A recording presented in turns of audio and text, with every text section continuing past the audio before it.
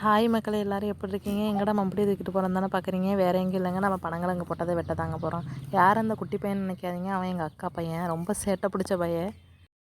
வராதடா தூரத்துலேயே நின்றுடான்னு சொன்னாலும் கேட்க மாட்டான். நான் தான் வெட்டுவேன் அப்படின்னு சொல்லிட்டு அடம் பிடிச்சி என்னோட சேர்ந்து அவனும் வெட்ட ஆரம்பிச்சிட்டாங்க. இப்போ தான் கிழங்கு மொத வெட்டுறதுனால ஒரு கிழங்கு அவ்வளோ பெருசு இருந்ததுங்க. பார்க்கவே அவ்வளோ சூப்பராக இருந்தது.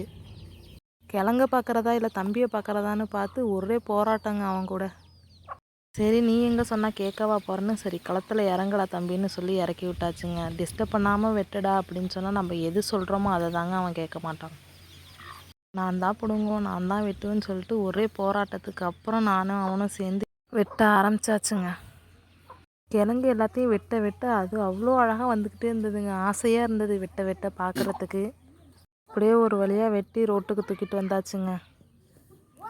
வெட்டி எடுத்த கிழங்கு எல்லாம் பனங்கொட்டை தனியாக, கிழங்கு தனியாக, தனித்தனியாக பிரித்து எடுத்துக்கிட்டு நடக்க ஆரம்பித்தாச்சுங்க.